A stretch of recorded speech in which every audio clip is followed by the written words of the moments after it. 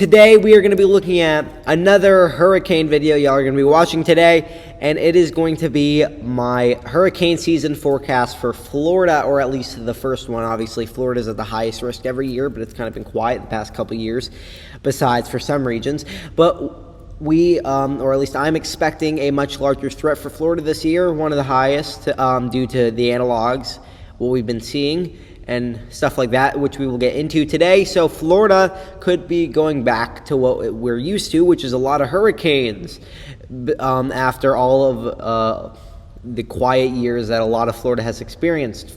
Anyway, so without further ado, let's get started. And if you haven't seen my severe weather video I just posted a bit ago, please go watch that and my other hurricane season videos as well. So sorry for that intro, but yeah, let's start with this premiere. So we're going to start with the Nino 3.4 index, which has dipped a lot. I mean, just look at that. We were at, like a week ago, we were at +1. Now we're at plus 0.685. Sorry, cannot talk right now. But yeah, so definitely a very, very big dip. Very much cooler waters in the Pacific, as we are seeing. They're still very warm and warmer than the Atlantic as usual, but they are cooling down, and the Atlantic waters are warming up, especially in the Gulf of Mexico, which has not been as warm as the rest of the Atlantic. It's still been above average, but it's still warming up a lot now. So we're going to get into those sea surface temperatures right now, where we do see July temperatures from the main development region and the Caribbean,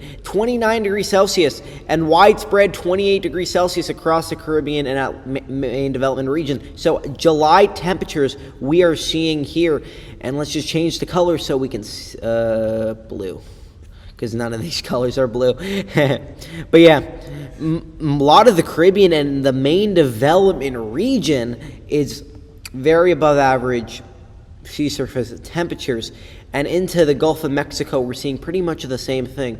So for systems to come through here, it's definitely going to be an easy time, as the temperatures are very favorable, and like I've seen in previous hurricane season videos, like I've said, very below average here. We're not going to get into the specifics at it. We're going to look at more tracks and stuff today and what Florida's going to get. Though if you want more details on sea surface temperatures, shear, and all that, please go watch my previous hurricane season videos, and if you also can, the severe weather videos. But yeah, sorry, enough promotion. And we are going to now look at, here, let's just get rid of this real quick. There we go. And we're going to look at just real quick the tropical storm probabilities based on climatology for up to May 6th to May 13th. We do see that ECMWF is showing something across the near South America. Now this is climatology, so we can't be too sure, but like I've said in previous videos, how there's a lot of precipitation. I don't know if I've said this in a video or not, but for early May, CFS Weekly showing a lot of precipitation near the Bahamas and Northern Caribbean. So yeah, could be something for there, but again, too early to tell. So now we're going to go into the ECMWF seasonal and start looking at what Florida could actually get. So we're going to start with June, July, August. We have a lot of precipitation in the Caribbean. And just based off precipitation alone, we see above average precipitation by Florida. So definitely we could have a system follow a kind of like a East Coast track, but goes to Florida. Now, based on the Bermuda high, I don't think a lot of systems are going to go up the East Coast. We could see more of them going into the Gulf, like Katrina, or up Florida, like Irma. That's just what I could think we could see, but we're not going to get too specific, as obviously it's far out. It's a seasonal forecast after all. But into July, August, September, our main period, we see off the coast of like Miami-Dade and pretty much the entire Gulf Coast of Florida above average precipitation. So just based off this, we could have systems go into the Gulf, and we see above average precipitation well near the Big Bend Panhandle. So we could have systems go towards there. You see like near where Idalia made landfall, and also like maybe more west like a Michael. Again, these are just hypotheticals. These are not official tracks. But then again, we see above average precipitation near southern Florida, so we could have it turn west towards Florida there like an Ian track, or like a Wilma track. So just examples, like I said, not an official forecast. As we get into September, even still, more above average precipitation across Florida coast. So pretty much the same thing as what I just showed you. But also, let's just gear the mouse here to compare. You see, we see more off the coast of the east coast of Florida. So for September and October, not only could we see stuff on the west coast of Florida, but also we could have systems go more up the east coast of Florida. Like I said, I don't expect as much east coast stuff for the rest of the east coast. Though, just real quick, I do think for the later season with the weaker Bermuda high and the pattern change, like near October, we could see definitely up the east coast stuff. But that's not what we're going to be talking about. But yeah, definitely things coming out of the Caribbean, the Gulf, other parts of the Gulf, or just the Atlantic, everything could be a threat to Florida, because obviously what I mean by that is we could have something come out of the Caribbean into the Gulf towards Florida, or just something out of the Atlantic. And really with this region here, this above average precipitation region, what I do think we could see is something that comes out of the Atlantic and rides like the islands and then goes towards Florida, or just something that directly comes out of the Caribbean, something that doesn't have a lot of time for weakening, and definitely a big threat to Florida. So definitely something that we're going to really have to be watching there. And let's get rid of that. And yeah, I don't know why I said oops. But anyway, seasonal forecast, standardized tropical storm density. I showed this in the previous hurricane season forecast. And yeah, so what we're going to be seeing is, according to the mean, Florida, they're both red. You can't see that. Let's go to blue here. So basically something that goes like out of the Caribbean or Gulf and into the Florida Panhandle is the mean, and it shows the east. Let me just make this clear. We're not going to be talking about the rest of the east coast of the video, but this red up the east coast does not signal something like riding up the east coast. If it wasn't clear, this is something coming through Florida and then just riding the east coast. But again, like I said, I don't expect things to go to Florida up the east coast. What I meant is like stuff hitting the east coast of Florida. This hits the west coast of Florida and then just goes through the eastern United States.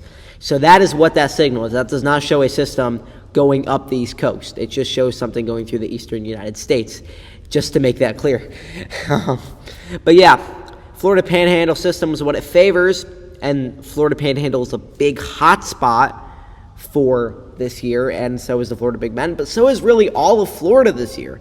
I know people say that every year. Every year, the east coast of Florida or just other parts of Florida are in a hot spot. And kind of, I'm going to be honest, it's kind of lost its meaning, but this year with the Bermuda High actually being more west, it definitely is favorable for systems to go towards that region. So, yes, I do think we're going to have stuff for pretty much the entire state of Florida, because really it's not that hard for the entire state of Florida. Like Irma, it went up Florida and affected so much of it. Like, it's not very hard for that to happen. But yeah, that's real. But yeah, that's what really could happen for Florida. Again, this changes every month, so we'll see what happens next month. But we're going to go back into the ECMWF models here. Wrong thing. There we go. And we're going to look at let's find the monthly precipitation, not the MSLP anomaly. And we're going to go seasonal, actually.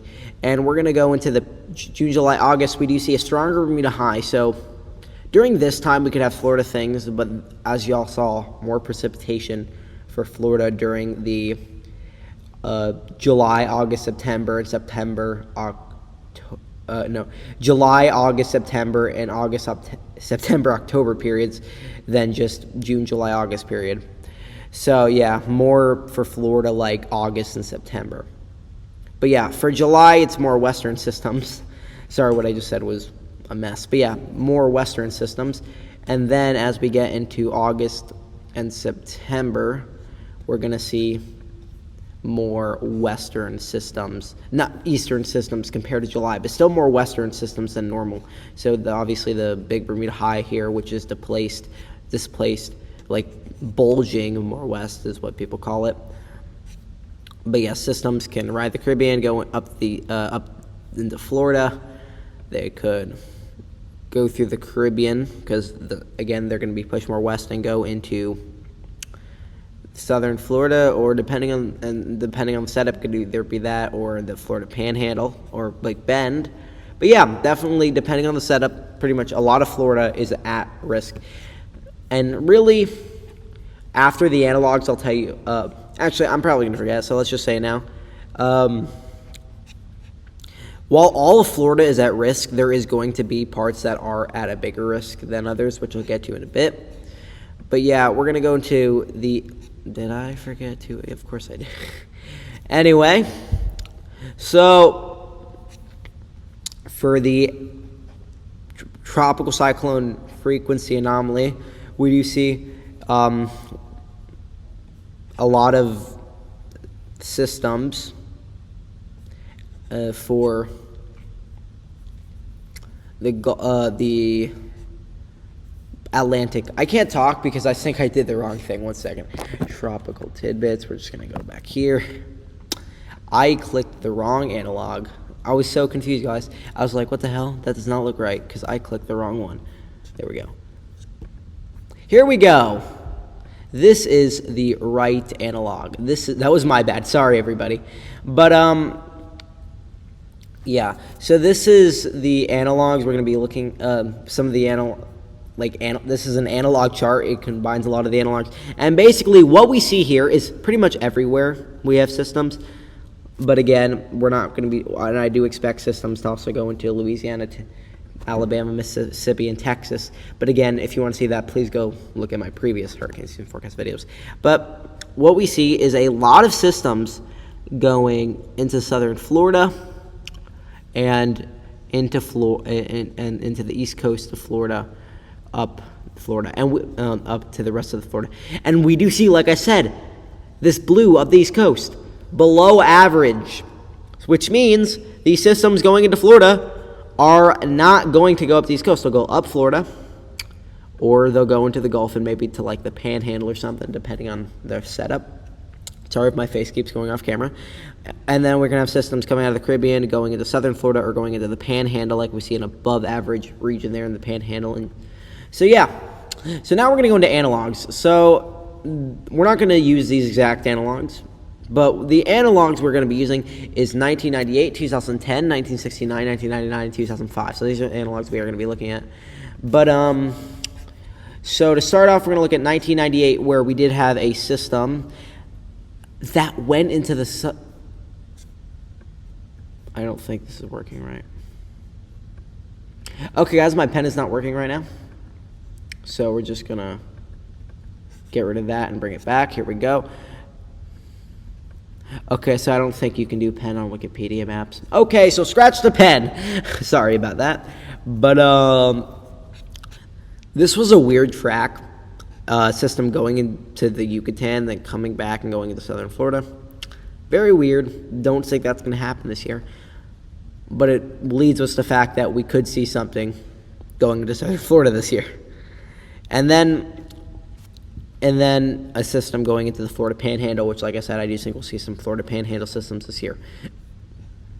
This one, 2010, wasn't very active, but we have a system going through the Bahamas into southern Florida, the East Coast, and then it goes into like Mobile, Alabama, and then circles around back into the Florida Panhandle. Now, depending on the setup, if the system were to go into the Gulf through Florida, depending on how quick it can turn, because it literally could be like a Katrina and go all the way to Louisiana, or it could go into the Florida Panhandle, or it can go to Alabama. It really depends. That is more like, you can't really tell. That's more like things we cannot forecast this far out. They're more like weekly things. You can forecast like a week out, like ridges and stuff, but we cannot forecast that specific right now.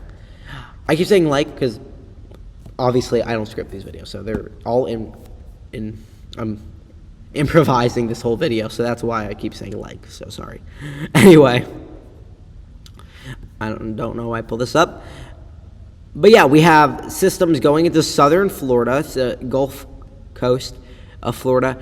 To define it, the Gulf Coast of Florida is, you see, I don't know if you can see the little plus on the southern tip of Florida, but that and everything west is the Gulf Coast of Florida to me. That's what I'm saying. But yeah, we see systems going into the Panhandle, We see systems going into southern Florida, and yeah, so that favors what we were saying earlier. Then here we have a system that, this was weird. I don't think this would happen, where it would just go, like, form in the Gulf and then go dead west, but yeah, there's that, and then another system that goes into, like, the Keys and then goes up the East Coast. So 1999, not really as much of an analog, because, like, but yeah, this was just, like, one example I wanted to show you, but on the analog chart earlier, it was not one of the analogs. And then 2005, we have obviously, like, Wilma, who went up into southern Florida, and then we have systems that, like, went through southern Florida from the east, and then that was like Katrina, went into Louisiana, and then we have something here in the Panhandle. But yeah, that's really gonna be it for this video. But don't leave yet, because I'm gonna tell you my exact forecast where I think the max of, like, the highest risk will be. So we're gonna go back here because it's the clearest map, and I will say the whole state of Florida is at a big risk. As you saw, if you didn't see my updated landfall forecast, it's in one of my community posts. I updated it, I revised it. Pretty much the entire state of Florida is in the highest risk. But my highest risk areas for Florida, we're going to change this to a blue color so you can see it better, is the Panhandle. That is Alabama. Is the Panhandle. So we could have systems coming out from the Gulf in the Caribbean and going into the Panhandle, or systems going through southern Florida into the Panhandle. We could have, next is the Gulf Coast of Florida, the southern Gulf Coast of Florida. So systems coming out of the Caribbean or near Cuba and going in this Gulf Coast of Florida. And then, of course, systems coming out, going towards the southern coast of Florida and the east coast of Florida. So the east coast of Florida is my final main hotspot.